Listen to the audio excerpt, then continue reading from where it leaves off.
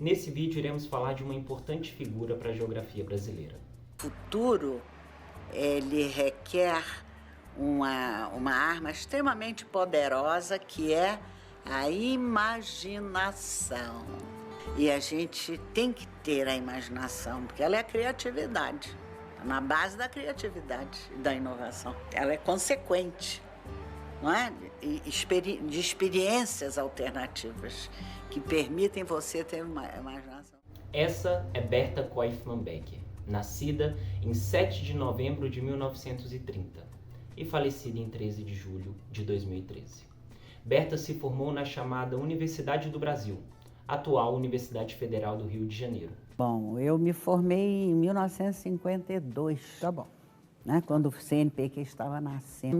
Aliás, é um privilégio que eu tive de ver, sabe, assistir essa institucionalização da pesquisa no país. Isso. Inclusive, veja, a própria universidade da década de 30 no Rio de Janeiro. Isso, né? exato. Então, é uma coisa muito recente. E eu me lembro dos debates sobre a criação do CNPq, que é um marco, né, na história científica do Brasil. Berta Becker dedicou grande parte da sua vida aos estudos da Amazônia. Ela foi pioneira em analisar a região não somente do ponto de vista físico, mas também socioeconômico e político. Seu trabalho é conhecido por integrar aspectos ambientais e humanos, destacando sempre a importância da sustentabilidade e da preservação da floresta. O grande desafio do Brasil é descobrir como utilizar os recursos sem destruí-los maciçamente.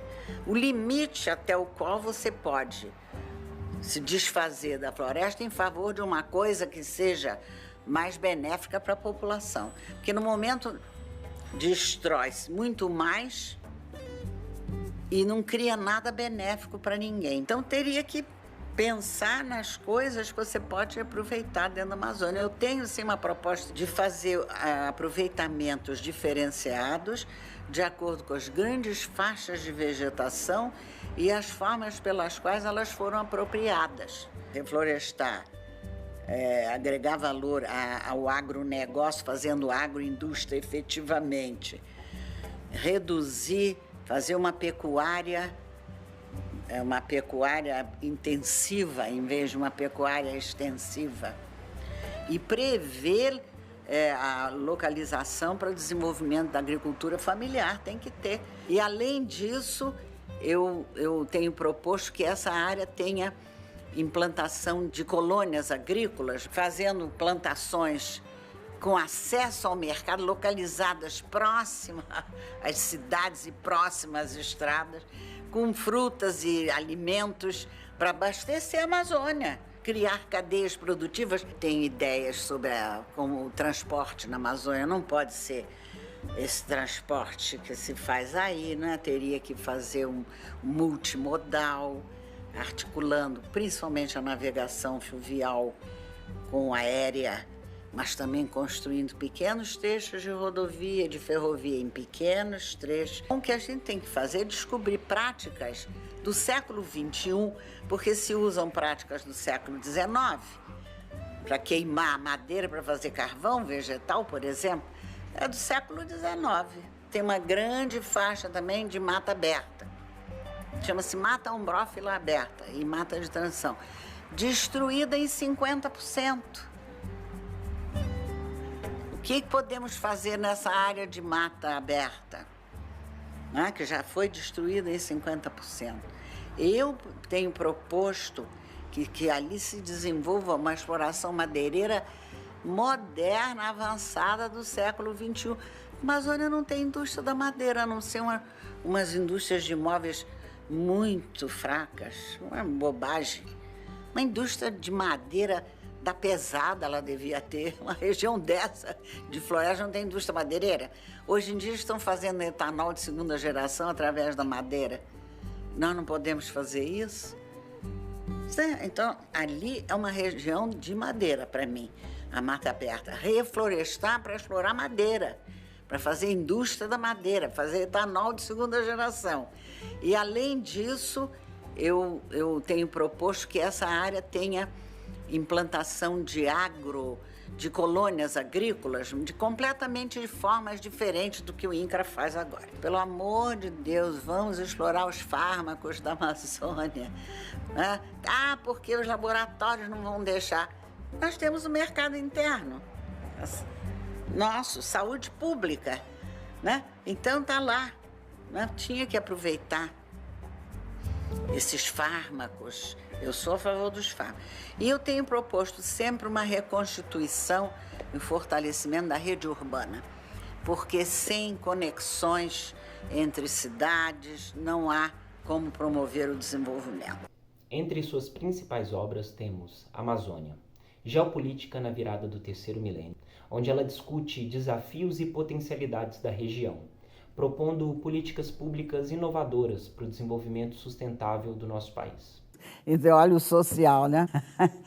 Ele disse assim, eu só vou deixar você fazer pesquisa na área da geografia física, porque você tem uma tendência de esquerda muito grande. Nunca vamos esquecer disso.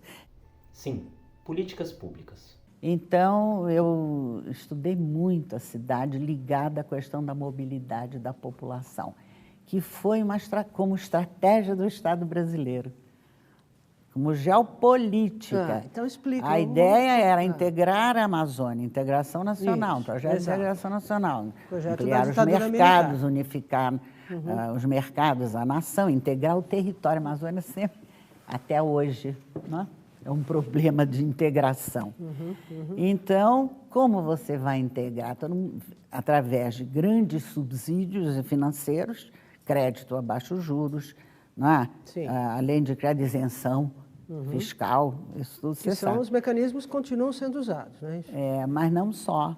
Uma fronteira urbana foi uma estratégia crucial para a expansão. E o outro elemento da estratégia foi o estímulo ao deslocamento da população para criar um mercado de trabalho e povoamento. Então, mas... E a cidade está, a cidade está junto com essa mobilidade da população. Isso, o governo levou muita gente para a Amazônia diretamente para os projetos de colonização. Rondônia toda, Transamazônica, todos foram projetos em que o governo fretava avião no Nordeste, no Sul e levava o pessoal, fazia propaganda para o pessoal se deslocar. Se você conhece o mundo todo, mas ainda não conhece a Amazônia, você não conhece o mundo todo. a Amazônia precisa ser vista, ser sentida, Ser vivida. ser visitada. Esta é a selva, a imensa selva amazônica. Solidão verde feita de lendas e distâncias.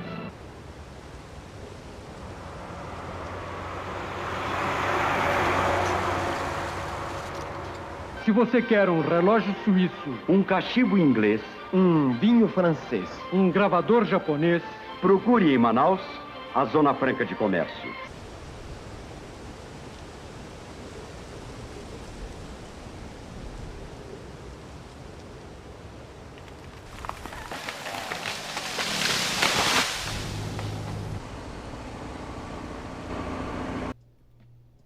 Berta recebeu diversos prêmios ao longo de sua carreira, incluindo a Ordem Nacional do Mérito Científico, uma das maiores honrarias para cientistas no Brasil.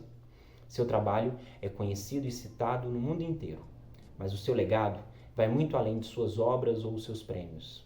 Berta foi e continua sendo responsável pela formação de geógrafas e geógrafos no Brasil.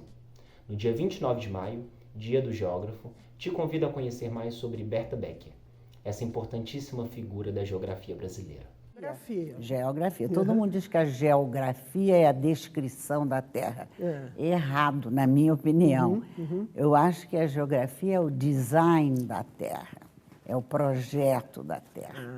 Uma coisa muito mais profunda, inclusive da qual nós podemos participar, né?